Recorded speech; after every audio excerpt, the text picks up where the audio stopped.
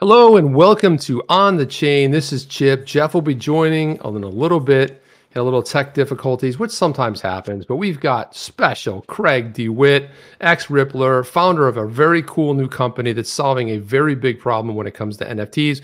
We're going to dive into that and we'll bring him in a second. Are you guys ready to kick this off? Let's go. Welcome to On the Chain. And without further ado, let's bring in special Craig DeWitt. What's going on, Craig? How are you? Hey, Chip. Thank you very much for having me. Hey to everybody in the troll box live on YouTube. Good to see everybody. Yeah, it's good to have everybody in there. You were in there for a little bit, and thank you. Look at that right there. There's the, let's see, let me put this up right there. Started off with a special Craig DeWitt super sticker to get things going. Really appreciate that. And I guess Jeff will join us in a little bit. He's having a little bit of issues, but why don't we do this? Why don't we jump right in and kind of find out a little bit about this new company? So you were the senior director at Ripple. 7 years you spent there before joining Ripple. Let's just do this one. What did you think you would be doing? Like, you got out of Stanford, got your MBA. What did you think you were going to be doing? Like, what was your focus? Yeah, you know, I mean, what got me there in the first place was living through the financial crisis in 2008.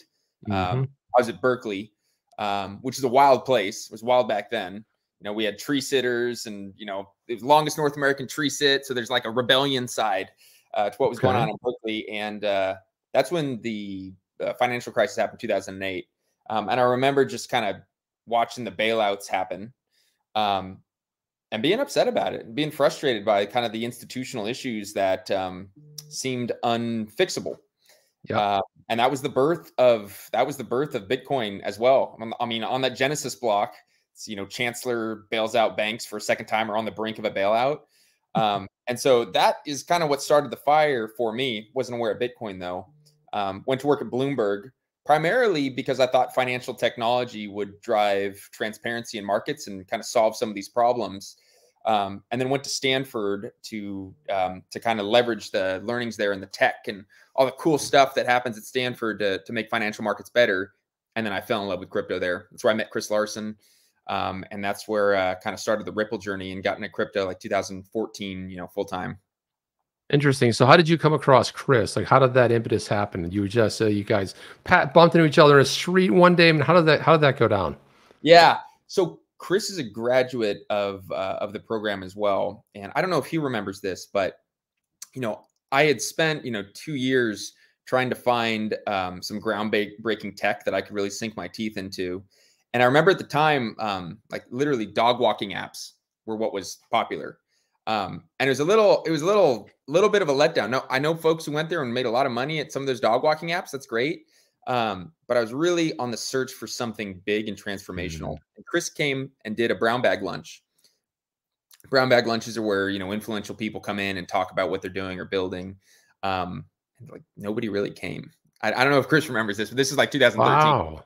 Nobody really came. Well, because there's like Bitcoin was for weirdos. Right. And I had some really great professors who I still, you know, keep in touch with. Who was like, dude, don't get involved. Don't get involved with that stuff. Right? It's going to crash. It's like $120. Like it's going to go down to 50, you know? And so Chris came and talked, and I remember not fully understanding everything he was hearing, but from my experience at Bloomberg, I knew that the kind of tech he was talking about of being able to leverage digital assets for instantaneous cross-border permissionless payments, like that kind of foundational stuff would change the world. You know, if it did half of what he was talking about, it would change the world for the better. That's what I got sold on. Wow. How cool is that? You show up, most people don't. You get to have that cool conversation to find out, what is this all about, this whole Bitcoin thing. So you spent 7 years at Ripple, put your time in, and you had a little bit of a journey there as well, right? So you didn't start off as a senior exec there, but you kind of started, what was your first role there? Product. Product. Or product the whole way. Product manager. Yeah, started product the whole way. Came in to see if there's really something that we could do on the payment side, specifically like on the enterprise side. We're doing a lot of things at the time. In fact, the company I joined was called Ripple Labs. Oh yeah. We later kind of dropped the labs as we hit our stride with payments.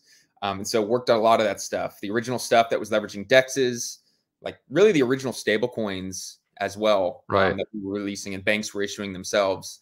And then all the way up into ODL and kind of the monster product that is today.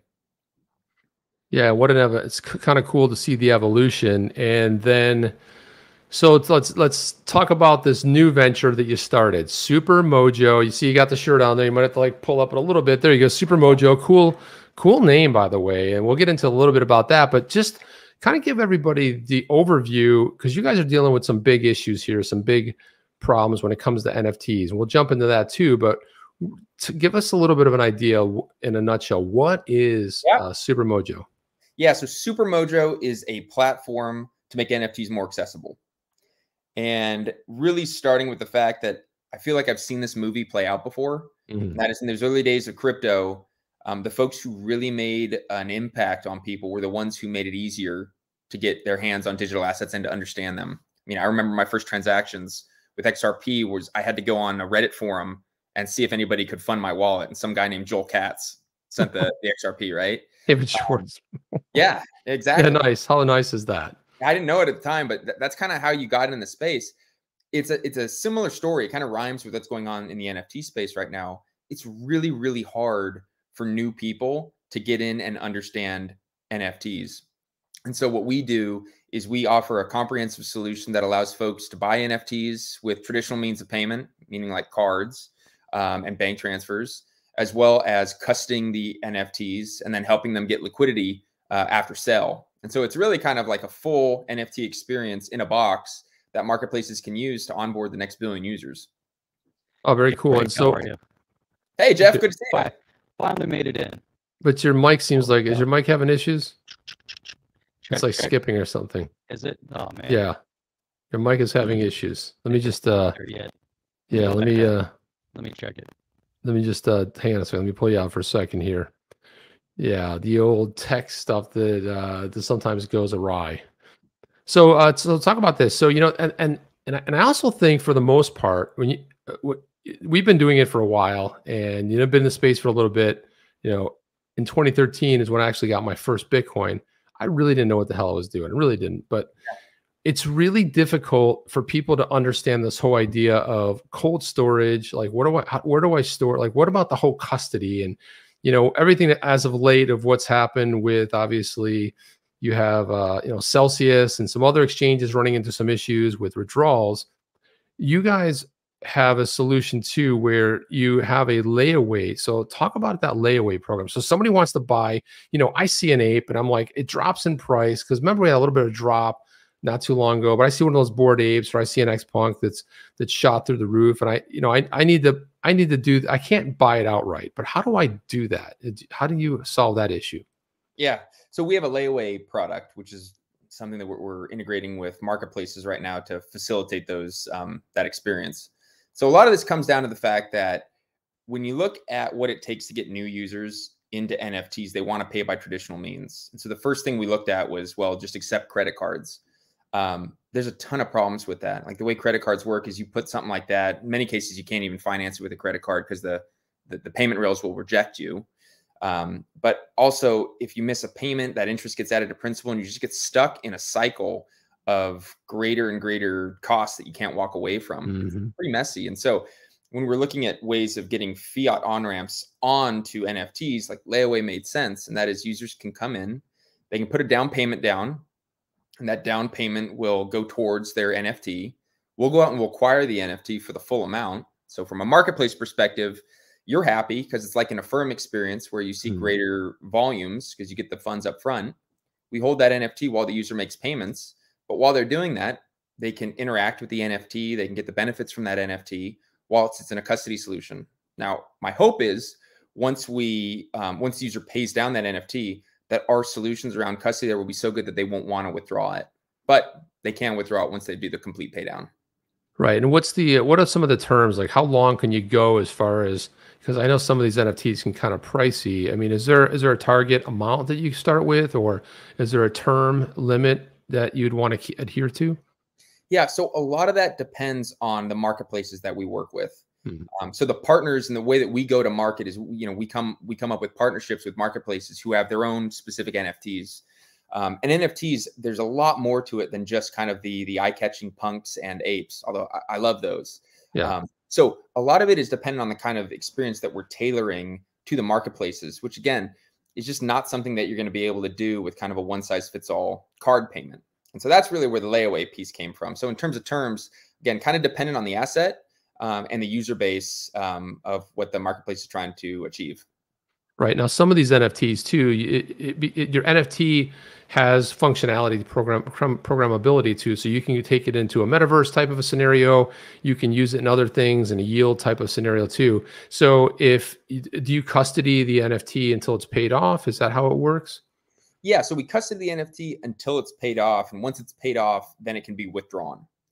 But one of the interesting things that that you learn in playing with these NFTs is that they're different from cryptocurrencies, and that a lot of times what you do with cryptocurrency is you buy it and then you hold it, you just sit on it. With NFTs, there's this interactivity piece, and so you're connecting to a wider metaverse, or really just the internet. And so that attestation is a very important part of the experience. It's also very dangerous. And that when your wallet signs a transaction that says, this wallet owns this NFT, in many cases, people get their wallets completely wiped. Oof. And so it's a brutal, brutal game out there. And there are opportunities to offer better experiences where you're not going to completely destroy the magic of NFTs because somebody comes in and signs a transaction they didn't fully know they were, wiping their wallet with. Ouch. Yeah, that's I've heard some horror stories. I think we all have, which is really great. So there's a couple questions. The reason we like doing this live is Alhafi had a question. Do you charge interest?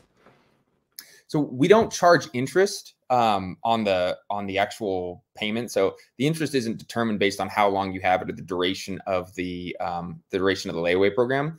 We do charge a service fee, and that service fee is made up of things like the card on-ramps, the custody, and then all the gas that's being transacted on the back end. Those are all things that we obfuscate from the user and just simplify. Got it. And so are you looking at interoperability? In other words, not working necessarily, you're working across, because there's going to be, Ethereum is obviously the most popular right now as far as transactions are concerned. Like you mentioned, gas costs. But what about the XRPL? Somebody had Hans Loaded had a question here. Supermojo on the XRPL? Yeah, so we go to where the NFTs are. Right? Okay. We're servicing marketplaces, and we're really a way of helping marketplaces drive better experiences at checkout, and then helping users have an easy experience to actually buy the NFTs. So is Supermojo on the XRPL? I get that question a lot. I thought it was obvious just based on my background. Like, absolutely. Absolutely. When you look at the kind of partnerships that are being announced for the kind of brands and the focus of building out NFT experiences on XRPL, that will grow in importance. And in order to serve that marketplace, we have to be able to hold and custody those assets as well as finance them as part of layaway. So short answer, yeah. Love it. Looking through your partnerships, or it Jeff, looks like you got the microphone again. Microphone. It's all choppy. I can, but it's all staticky. So I'm gonna go ahead. Oh. I would turn your mic off. No, there's nothing I can do. I'm gonna have to log in through my phone somehow. Yeah. All right. So it's very strange because this stuff will happen at times. Let me go ahead and throw this of you up here. Okay, so you just have a moment of silence and look at that beautiful set of investors. Ooh, yeah, exactly, beautiful. So I guess the next evolutionary question is so talk a little bit about custody. So even put something on a layaway, but how does it work on the custody? I'm guessing you have partners that you work with. You're not doing the custody yourself. This is what I think is incredible in the space, just broadly speaking. And custody is a major part of any kind of infrastructure for any kind of functioning experiences. NFTs, I think, are the most interesting tech that's going on right now, even beyond crypto. Relatively, it has the greatest amount of new dollars and talent coming into the space with absolutely the least amount of infrastructure. And that's a massive opportunity. One of the crazy things that I've found is that there aren't great custody solutions today that service the NFT market. What they do and what custody services do is really key management. And that is like if you have an Ethereum address or even an XRP address, managing the secret key that gives you access to interact that wallet. What they don't do well is they don't actually surface an NFT experience to where you can consume the metadata. It's like, you know, fancy engineer talk for be able to see the JPEG even. Right. Beautiful. And so what we do is, because it's a multi-chain environment that we're working with, we have a number of providers that offer that key management. So that's actually like the security aspect of keys. On top of that, there's quite a lot of effort that is put in place to create an excellent product experience. And that is, once you have the keys, then understanding what are in those wallets, what reconcile to which users, and then surfacing that information in a digestible way to new users, like just surfacing a JPEG. And so we're really packaging up a number of existing providers, as well as building some of our own capabilities to deliver a holistic custody experience. It's just another way of saying like a wallet experience for NFTs. Yeah, and I think that's really key too, because again, that's a whole other issue. And you know, I've run into that myself. It's like, so you try to figure out like, how do I, you know, what do I do? Because I mean, especially we have places like OpenSea now with NFTs moving native to the XRPL, you know, XLS 20. So that's going to be interesting too, because there's some programmable stuff in there too, like royalties built in. Because does that all stay with it? Is that part of that metadata? Like if you have somebody that has a royalty, in other words, there's an 8% royalty or whatever it might be, like on one of those Bored Apes, and then it gets resold. So that means that original will always go back to the creator. Is that something that's part of that metadata? So the metadata is really like a readable content that is associated with that NFT. The actual contract itself handles like the royalty payments, which nailed, because it's so cool in that you have these awesome customer experiences, and now you have embedded business models actually as part of the asset itself, which is that royalty stream that you mentioned, where, you know, creators get a you know, some kind of fee, usually from a transaction that takes place. So I'm completely enamored with that tech, and that is going to enable so many things beyond just, you know, pictures of apes, which are cool, but so many things you can do with NFTs. I really think of these things as digital ownership. It's the first time you've actually had digital ownership or internet property rights, and the kind of stuff that's going to be built with that is just going to be mind-boggling. Yeah, I mean, the tip of the iceberg are what people view as the JPEGs. But if you look at what Proppy's doing, you know, not too long ago, we had Joseph Rapina on here. He's from Milo, and Milo does financing. So in other words, use your crypto to leverage a mortgage, which is a really interesting take on the space. But when you start getting into other things, in other words, like Proppy, you actually be selling real estate as an NFT. Now, do you envision Supermojo going down that road? In other words, where as that digital ownership, and it might look like, especially in the entertainment business, movies, you know, the directors, and like those royalty type payments with those contracts. Do you see that happening at some point where there's a space for Supermojo to find a niche there?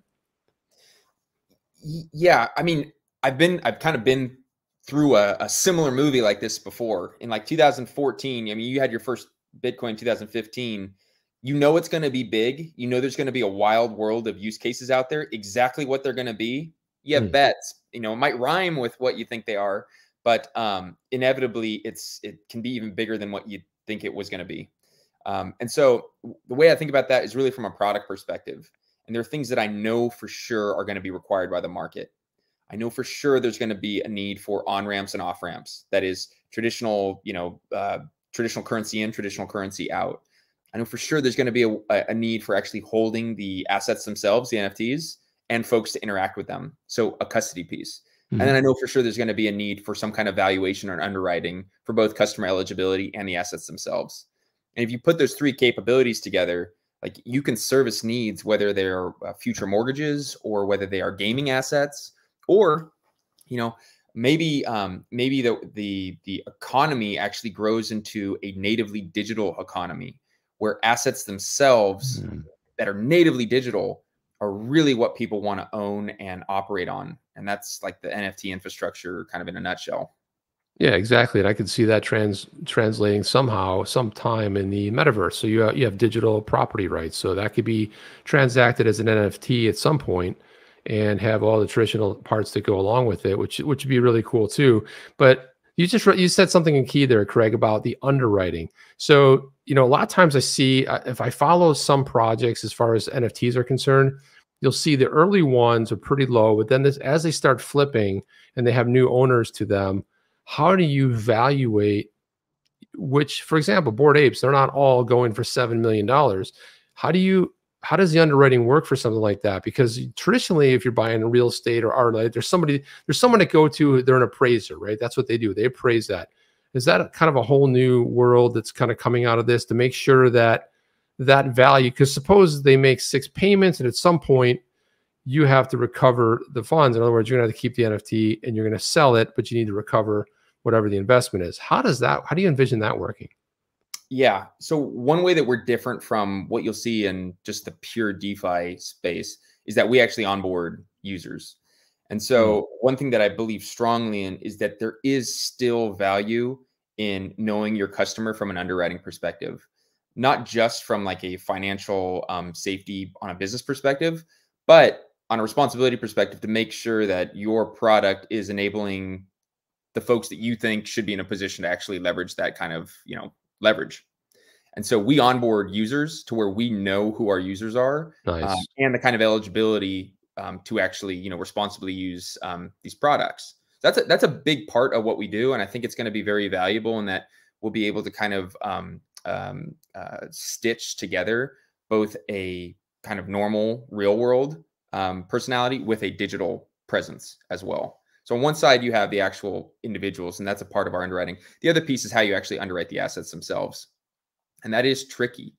I do not think, or I'll catch flack for this, but I don't think that you can really reliably value what I call middle curve NFTs. And these are, not the super rare, $8 million assets that go, but things with kind of like an attribute that is somewhat sought after, just because of the amount of liquidity in the space. And when things go bad, those traditionally trade at floor. And so there's really a barbell strategy of doing appraisals on, super rares and grails, while at the same time for, the longer tail, actually looking at them as if they're a fungible asset at floor. Gotcha. And that's something you mentioned there too, but how do you address trade with liquidity being a little bit scarce? So how do you deal with that? I mean, that's a value prop that we add. That's a that's right. But right. So on one side of the equation is we are demand side liquidity, especially for these marketplaces.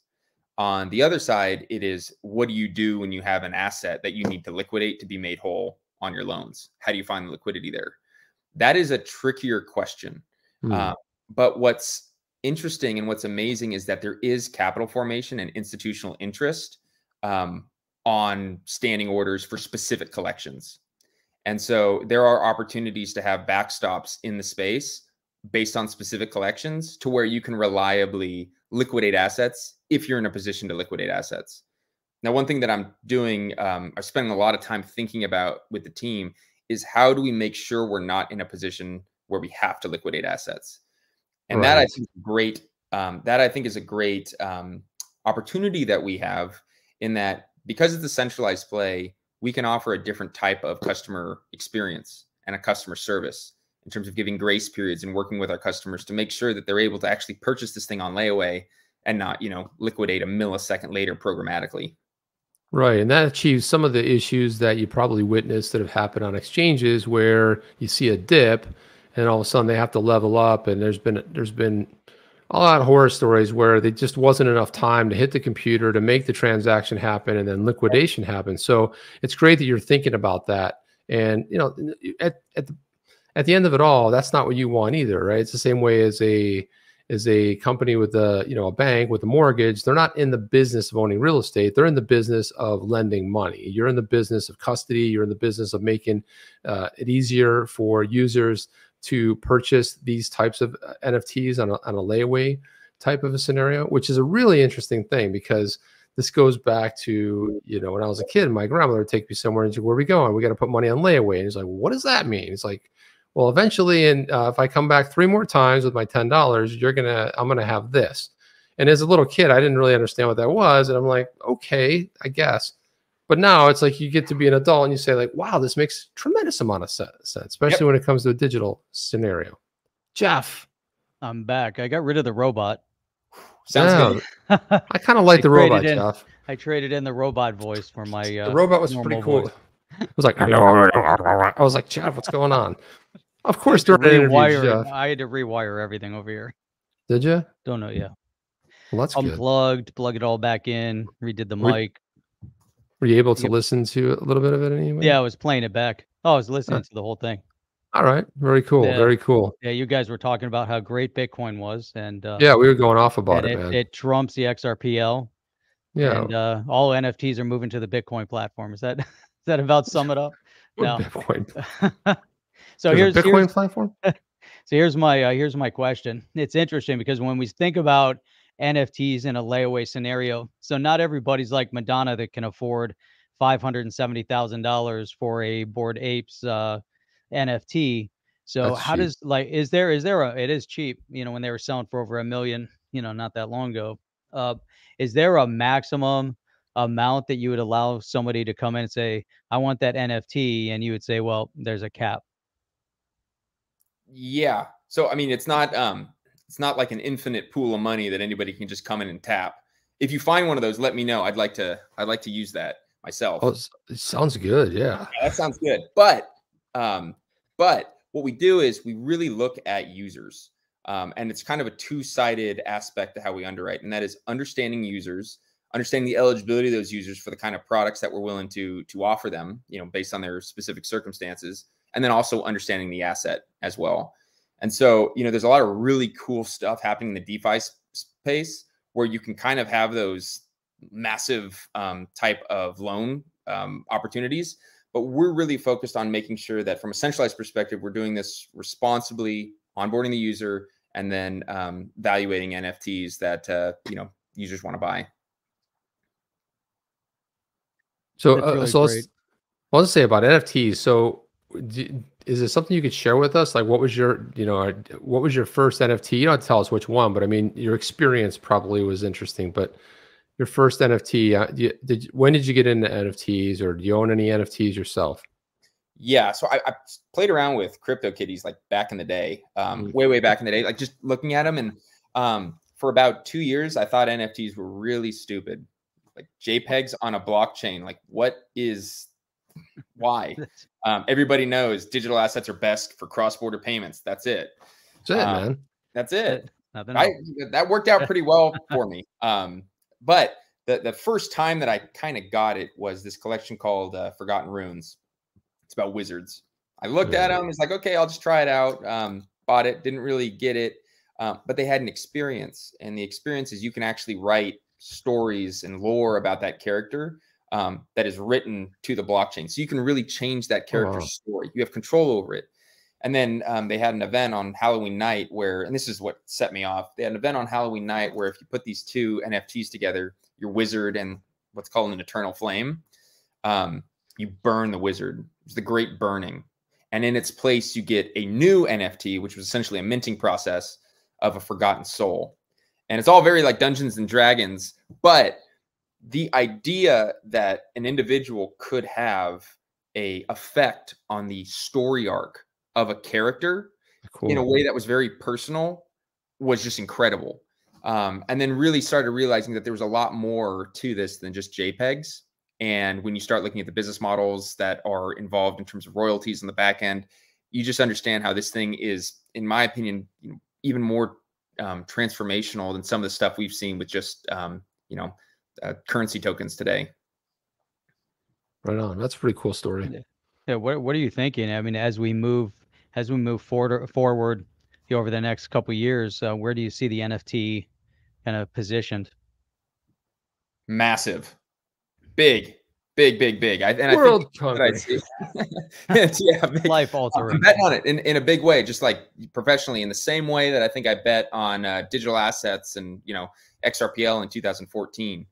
There's a lot of headwinds, but what I see with NFTs is that people are going to understand that these, like me, they're going to understand that these are not just JPEGs that are getting flipped by degen traders. That these are that this is really a transformational time of digital ownership. Like never before have you been able to own a unique digital asset that was transferable and manipulatable, based from a interpersonal perspective and from a business model perspective. And so I think these things are going to fundamentally change the way that humans interact digitally. Like this, I think it's really big stuff. And so I want to help get people into that space. And, you know, 1,000x, 10,000x what we're doing now is not crazy to think in the next couple of years. I wouldn't be surprised if they're not called NFTs. I'm not infatuated with that name. It's really like, how do you own things digitally? And like this vehicle is how you do it. So could there be, I mean, maybe NFT becomes kind of the umbrella. Maybe there's different variations of the NFT, you know. So if you're going to be authenticating, if you're going to be you know, finalizing, you know, a mortgage, or if you're going to be finalizing a deed and ownership of a house, you know, real estate, or, you know, some other assets. So do you think it could potentially then, you know, morph into these different use cases? Um, and then what? I mean, what are some of the other, you know, use?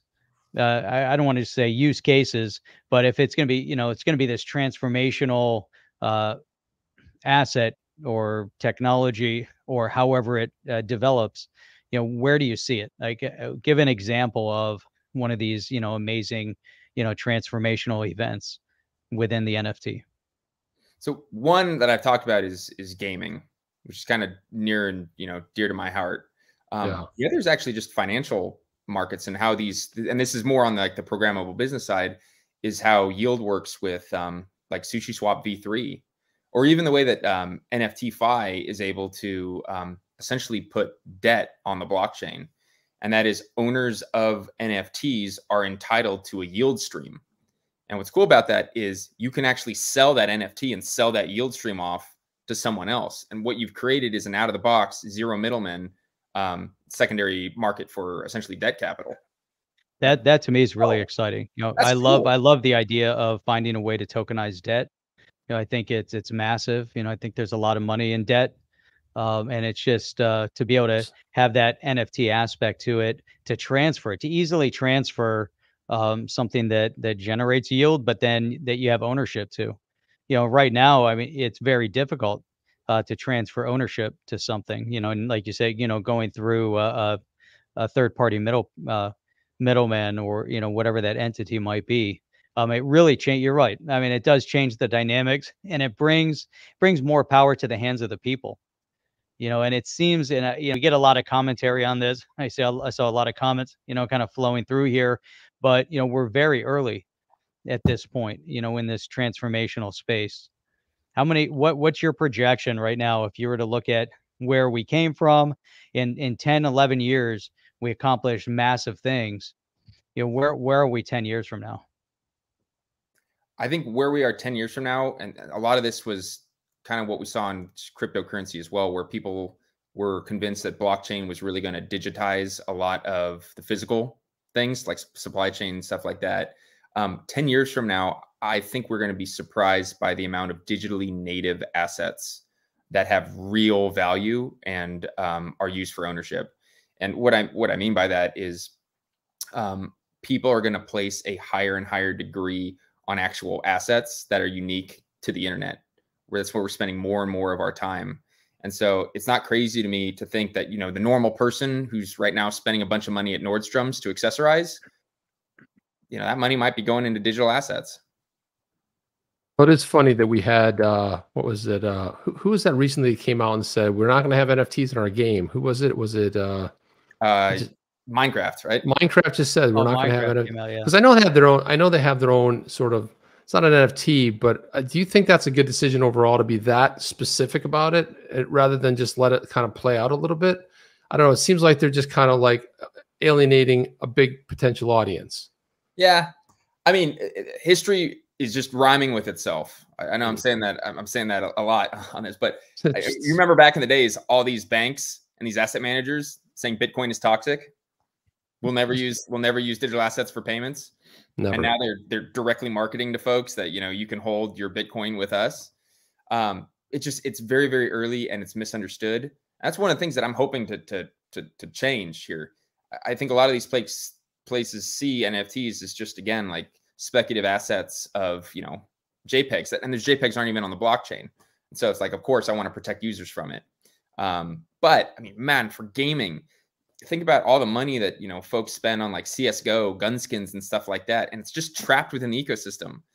Giving power to your players to be able to transfer those things, like, man, that's cool. Yeah, that to me is extremely exciting. And so far, you know, the dabbling in the games that are available are extremely difficult to engage with, especially when they go into, or expensive, you know, when they're all, you know, working within the Ethereum, you know, ERC20s.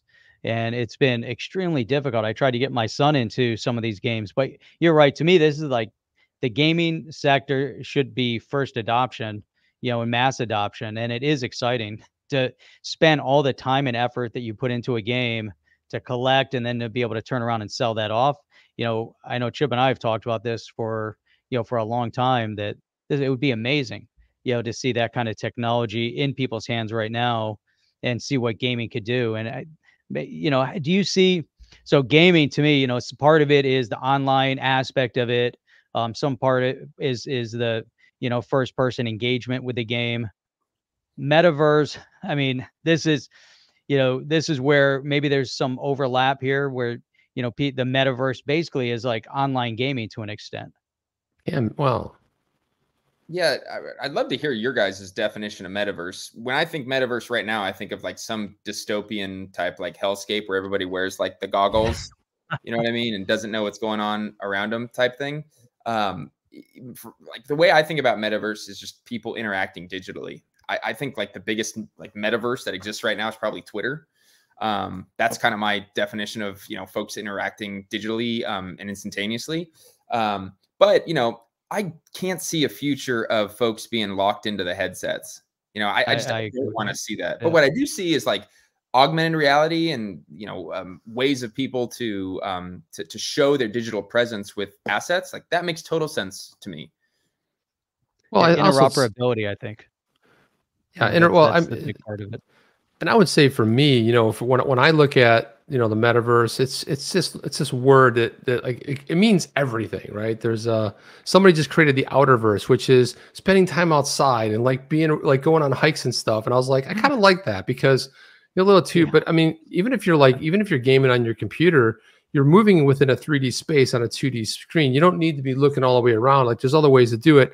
Like for example, we had Aaron McDonald from Fluff World on Sunday night. That's a good one. You know, yeah, and you know, and he was talking about the whole you know, what they're doing with their 3D rigged characters. So these, I like the fact that it's interoperable, where they can, and then they've got the root network, which works with the XRPL. So there's so many cool things in concert happening there that I love the direction he's moving in.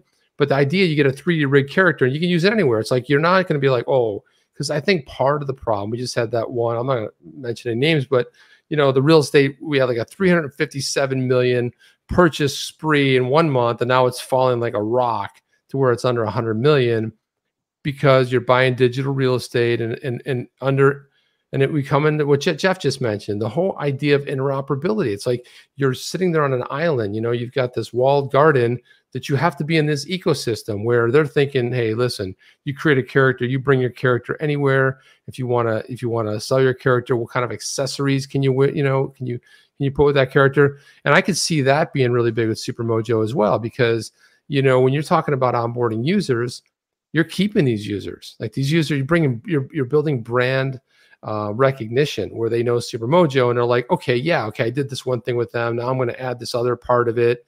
Like, in other words, you have that one user that turns into multiple potential, you know, opportunities to capitalize with that on the brand. That's exactly right. The interoperability is critical, especially as you kind of see the growth of multiple chains offering digital ownership. Interoperability is actually very, very difficult to do. And there are, in many cases, some entrenched reasons why these walled gardens benefit from being walled gardens.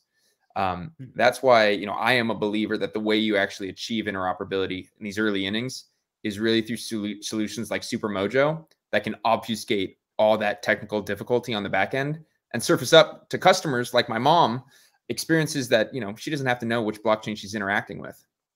Right. By the way, that's a solid point right there. By the way, you said, Jeff, hang on. You said mom. I told my mom I gave her a shout out tonight. What's going on, Mom? She said she's gonna watch. She's like, "Where's the link for the show tonight? I want to watch." So there's my big shout out. Go ahead, Jeff. Sorry to cut That's you off. great. Otherwise, I never give her a shout out. Yeah, no, I was gonna, I was gonna reference this actually. Let me just throw this up because it kind of goes back to what we were just referencing, with Notorious, and I think this is interesting. So interoperability, Metaverse is the interconnection between multiple platforms. So moving outside of the solo, the silo. So if we can get out of these isolated, environments, but then think, if we go forward a few years within as a blockchain or however, everything starts to kind of intertwine. But I'm kind of liking where Notorious is going this way because I was thinking along the same lines. Imagine a couple years from now, we log in and, we're in this, whatever you want to call it, metaverse environment, but yet representatives of ourselves, holographically sitting on a Hmm. stage with an audience of people that are Hmm. watching, being able to interact. But there's still the financial aspect of it, because and the compensatory, part of it. But there's so much more to it. But I'm really liking what Notorious is referencing, because I think that's kind of the next evolution, from even from just a business perspective, having business meetings, because people are getting tired of video Oh, conferencing and Zooms and all of that, and going back to a phone call.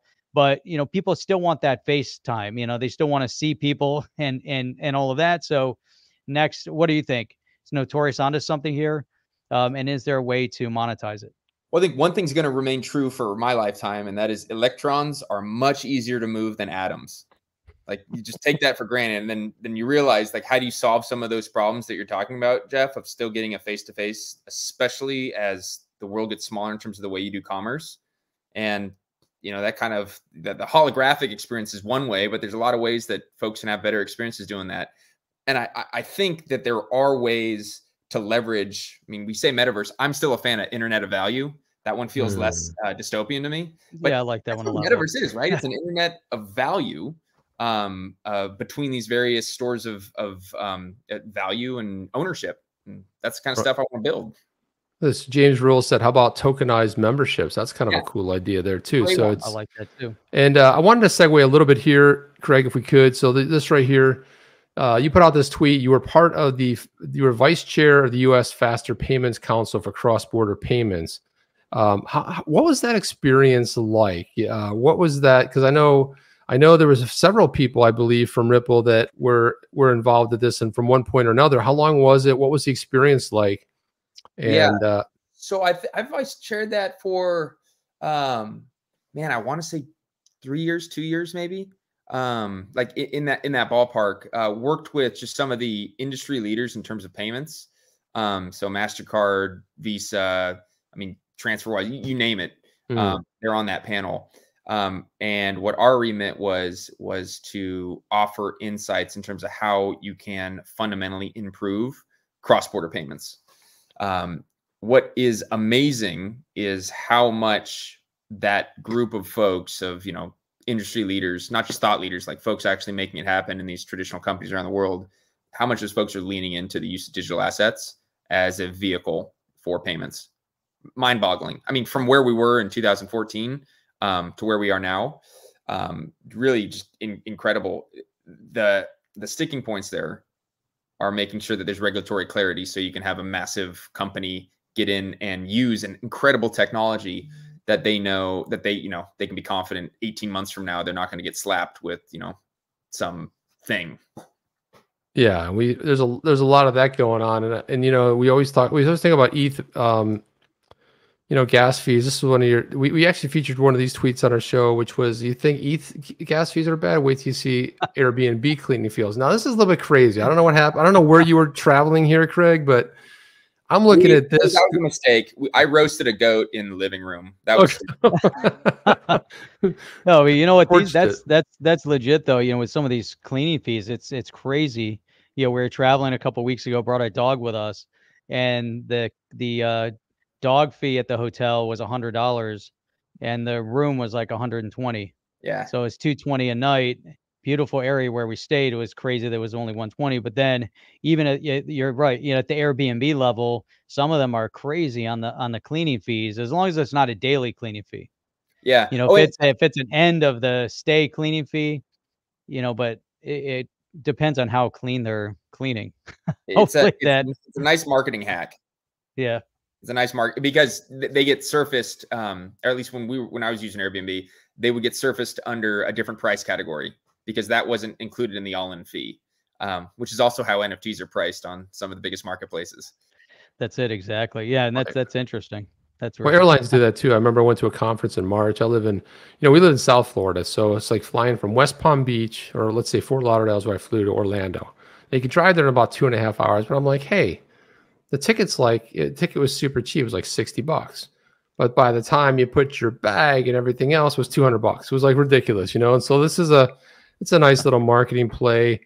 Kevin O'Leary was being a wise guy one time, and he said that he had no interest in being a crypto cowboy, but you schooled him because you said, hey, you put this up right there. Obviously there's Sean Connery from Highlander. There can only be one, and there's only one crypto cowboy. It's like, hey, by the way, this is a silly thing too. Were you at a Ripple event? Did you go to the West Palm Beach Ripple House? Were you down there at that? Yeah. Yeah. I know I saw you there. You were talking it up with a lot of with some people. I was standing next to you for a good portion of the time on the yacht, right? Yeah. Well, it's funny you say that, and this is a side note. But yeah, I wish I would have seen you. I've got a lot of texts saying it looks like I'm being interviewed by myself in the future. Well, there you go. Yeah, I was saying this is a little bit too. I noticed. Yeah, I like it. A little bit in the future. What the hell? It's like, hey, that's all right. That's not a bad thing necessarily, right? I mean, it's okay in the future. You're being your future self. So, Craig, look at this. I got a couple tips for you. Okay. All right, first thing you want to remember is, like you start seeing things around the house. That's your future self telling you, like, pay attention. That's it. A little note on the thing. It's like in your handwriting. It's like, hey, is that me or am I going crazy? No, it's just your future self telling you what to do. No, but I'm just having a little go. That is a funny thing to say, though. We have some funny people. There are some funny people around in the world. I gotta take that off because it's like gibbering all over the place. So hey, this is another kind of a weird thing, but like, what do you? Crypto Chip was the guy in the sport coat. Dude. The only one on the boat in a sport coat. I was the only guy in the sport coat because you know why? Because this is weird. I go to these conferences all the time. Because I got to tell you, I always have a t-shirt. I have shorts for business meetings. I put maybe a collared shirt on, maybe, but I always have shorts on and I always have sliders on. So I said, you know what? This is probably going to be a fan. And I actually did bump into Brad Garlinghouse. He goes, we knew there'd be people that would wear a sport jacket. I'm like, oh, I'm dying right now. I'm dying right now. I'm like, he goes, we knew that. I go, but I'm not the only one. There's other people out there too. But I saw you talking. You're tall too, right? You're pretty tall. Yeah, I'm really tall. Yeah. What are you, 6'4"-ish, 5"? Nailed it. Somewhere in there. On. Yeah. Well, I saw you. I'm like, why does he look so familiar? I know he looks familiar. Yeah, that was a cool little fun party. But you were talking. But your hair was a little bit longer. Yes or no? Yeah. So one very important thing when getting into Web3 is that you should start out with some flow. And so I had a pretty decent mullet going on. You had a mane going on, man. That's why I was. Yeah. Well, we got the capital raised down, and now it's down to business. So high and tight. That's it. Yeah, and then you can let it go, and then when things start flowing again, you could just be like Mr. Fun Guy, right? Get out there, yeah. Right. That's very cool. So let's get the important things. Like, what do you binge watching? Like, what are like your favorite all time things to binge watch, or your all time favorite show, whether it's on Netflix or TV? What kind of stuff do you? We actually spent a decent amount of time on the team talking about a show on Netflix called Alone. Oh, I love it. Oh my God, God, that show. I just went through that yesterday. I'm watching the new season right now. Yep. It takes place in British Columbia. Drop a contestant off in very, very harsh weather. 10 items. They got to go as long as they can. Crazy.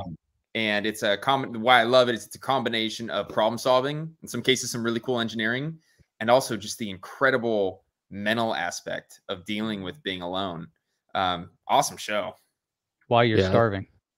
While you're That's what I starved. was watching that yesterday. You know, he's getting to the end, and you just seeing Don't give it away, man. anguish. No, I'm not. But the anguish that because it's on every one of them, every season. You get to the end and the anguish of it, and they're talking to themselves, you know, and you can see that. But it's amazing to me. They're like, I haven't had protein in Yeah. 36 days. Like, holy crap, what the hell are you eating? Like, Yeah. You got to go on that show with a little extra around the middle. Otherwise, you are not going to make it. And it's always funny too. It's like you build, because I remember some of the previous seasons, like these amazing structures with a fireplace built in and a beautiful top and Crazy. rainproof and like really a cozy little place. But you know, there's that rush. Do I like forego the food and really build a nice shelter? There's like, so there's some gambling going on. There's some choices, right? Some investments. Right? Investments, Yeah, right? Investments in investment. time. Like, do I invest my time in this first, or I invest it in this? And if I do, I could be blowing it. Because Exactly. time you have, but calories you don't. Yeah. Yeah, that And is one that's the strategy. balance. Come in at like 500 pounds, just wrap yourself in a tarp and sit there for as long as you can. I'm bulking up, Jeff, and I'm going on the show. That's it. I'm bulking up, going on the show. See what we had. But could you do that show, Craig? Could you do it? Could you make it through there? Could you do that last to the end? The problem that I would have is I'd be away from building cool stuff. Right. Now, if I could have a laptop with some killer Wi-Fi, I think that might defeat the purpose. But You'd be cool building cool wooden things. yeah, yeah, exactly. But I do love, for short amount of time, I do love getting outside and doing that kind of thing. If for nothing else, it gets your head in the right place. You come back and you get really, really thankful. You get thankful for stuff like food, and you get thankful for stuff like running water. It's important not to forget that, just for your own mental health. Yeah, you also watch, well, Naked and Afraid is another cool show that's kind of like that, you know, but it's kind of the same episode over and over again. It's the same. Yeah, but that's when it's a random guy paired with a random woman, right? And they both meet naked. Yeah, but unless they do, they have a mega one where they do, usually every summer is one going on now. I haven't watched it, but they do 40 days or they do 60 days. And they did it in the snow, naked in the snow. This one power couple, man. I don't know how they did it. They were naked and they were in the snow, and they lasted the 30 days somehow. They figured it out. They were tough. Some of these people are tougher than nails. And so being with a startup, I mean, it's not too dissimilar because you got a lot going on, you know, and you want to tell everybody who your co-founder is. Also comes from Google, spent some time at Ripple as well. Yeah. I'm actually, he's in the chat box. His name is Amir. I think I'm a better hype man for him than he is for himself. So he sold a company to Google, Jive Mobile. Jive Mobile now powers Android Messenger, Google Messenger. And so, you know, roughly 2 out of every 7 human beings have touched his product, which is incredible. I was so excited to get to work with him at Ripple. But yeah, he's fantastic, and the kind of teams he's able to build and the kind of experiences that he's had. Can't say enough positive stuff about Amir, primarily because he's watching this right now. That's a good point right there. Hey, what's going on, Amir? How are you in the chat? I don't see him. He's probably there, but has he been speaking? I just gave him a shout out right there. Well, but he's not right there. What's up, Amir? He's not gonna dox himself. It's probably an avatar. No, he's sitting back. He's sitting back laughing right now. He's like, okay. He just said, "Great to be here, everyone." From one of his own. That's very cool. So, I mean, and so how do you guys, like, does it come up in a casual conversation? Like, you know, there's a big problem with NFTs out there, you know, as far as making them easy, you know, to purchase, the whole 9 yards. How do you guys kind of come up upon that? Like, you're saying, hey, it's something we need to solve. And this is where our name comes from. Actually, it was in a conversation I was having with Amir. And I was talking about the experience that I had with that wizard. And it was like, man, there is some serious mojo in this space. There's not like a better way for me to put it. Hard to explain. It's like there's real magic in this space in terms of what you can do with these things. And then, you know, we talked about collectively, we have like 13 years of, you know, digital asset experience. And if NFTs are going to do what they think we're going to do, somebody needs to solve the kind of problems we're talking about. Somebody needs to solve onboarding. Somebody needs to solve liquidity, and somebody needs to solve custody. And it was, man, we're the guys to do it. Let's do it. Let's bring some super mojo into the spot. It's a cool name. It's a cool How name, and about you? I like the icon for the logo. Who did your logo? Did you guys contract somebody to? It's a very cool. It's got a nice look to it. The whole I think it the is S really there. cool Very for folks cool. to see it. It's an S, and Oh, there then it is. Yeah, it's the S is cool. from With, a necessities perspective, if you look at it, kind of looks like two hands holding the magic. oh Yeah. yeah, Yep. Oh, holding there the you go. magic. Nice. I thought at first I saw it when I first read about that. I saw you tweet it out, and I read that, and I said, I just thought of the Uplift Mofo Party Plan by Chili Peppers, an early album they had. I was like, Supermojo is like the coolest name you could come out and be a badass company right out of the box. It's like, dude, what do you do? Does it matter? We're called Supermojo. I mean, who really? I mean, quite honestly, almost everything we touch is going to be amazing, right? That I mean, was actually our investor pitch. So was it? And like that was it. It was like, we're done. And that's it. You want to We're invest? done. Great. Well, yeah, I was just say that's you got interesting. the two hands holding the mojo. yeah, I mean there's a lot of layers there. Look at Get that. out of the way. Got all that mojo right there. Yeah, That's some mojo right there. yeah, it really resonates with me. Yeah, it's pretty Very cool. cool.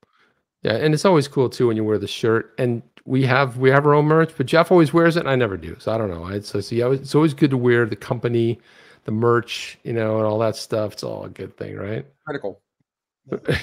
Critical. By the way, if you want to watch a really good channel on YouTube, the Critical Drinker is a really good one. Have you ever seen him? No, I I don't haven't. know. He's he's an English guy who basically gives commentary on movies and why they're horrendous, and it is a good fun. If you're into movies and stuff like that, Is he's that good. why he's drinking? The Critical Drinker, that's what he's called. Yeah, so he's pretty good like that. I like Red Letter Media for mostly they just rip on Star Wars movies. Oh, I don't get me going on that. Don't get me going on that, Craig. I mean, really, but my only claim to fame is I worked with Mark Hamill on a TV show called .com that aired on CNBC in the 90s, in the late 90s. And all I really wanted to do during those between takes was ask him about Star Wars. And he's like, I don't want to talk about Star Wars. And he'd be waiting a long time for the next setup. And he goes, hey, you know what happened one time? He says, so he would tell a story and everyone and I would just look at people like, dude, don't say anything. Let him go. He's on a roll. And that's all I wanted to hear about was his experience.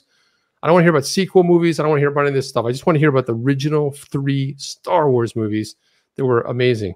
But one thing he did mention though, he said, when they went to the Star Wars premiere, the guy that played Darth Vader, he used his voice throughout the thing, but they never thought to tell him that they were going to use James Earl Jones. So he's in the movie theater and he gets the shock of his life because he was an English guy. It's like, hello, it's Darth Vader. He couldn't be that menacing. So that was one of the stories. And he told all kinds of stuff, pranks they used to pull on each other. That's about the only thing that, but yeah, I got some surprise. A welcome one.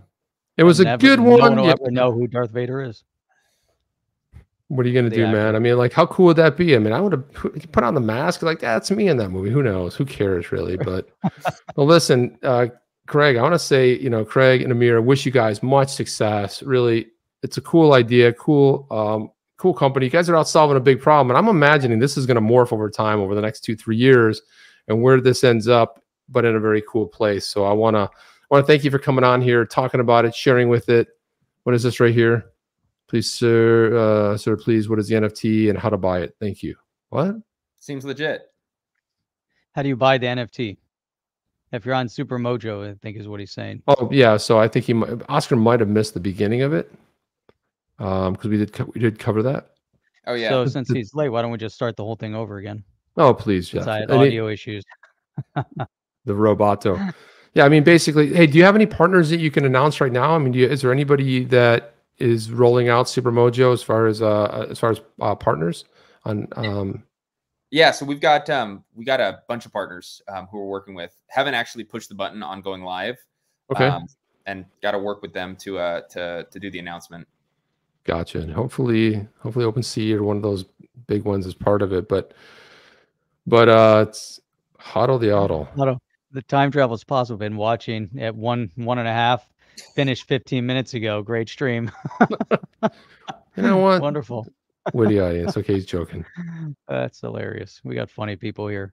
So yeah, by the way, Oscar leverages a lot of that AI creation type tools. He's been creating the some movie posters, the SEC movie posters, pillars of enforcement, and you know, that kind of stuff. I mean, it's been pretty solid. But thank you so much for coming on, and love to have you back as you guys progress and are crushing it out there. And I don't know, Jeff, you have anything to say before we give Craig the last word?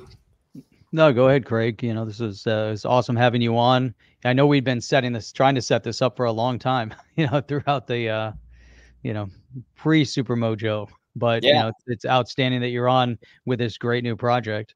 So turn it over to you for last comments. Last comments. That's a heavy title to bear. I guess what I'll end with, which I think is, you know, maybe apropos for what's going on wider space, is that regardless of what happens, innovation and technology have a way of surviving. Well said. That's great. I like that. Yeah, that's so spot on, man. So guys, relax. It's going to be okay. That's another way to say it. Relax. It's all going to work out, it's cyclical and everything else. But yeah, we're in for these early days. Everyone thinks, well, Bitcoin's been around 11 plus years. Well, so what? Yep. It might as well be the first. It's not like the internet. It's something completely new and different. So, all right, stick around for 1 second. We're going to go ahead and roll here, guys. From Chip, Jeff, and Craig, the special Craig DeWitt, we are out of here. We'll see you guys on the next one. Out. Are you down with OTC? Please like, subscribe, and click the bell to be notified when the next video drops.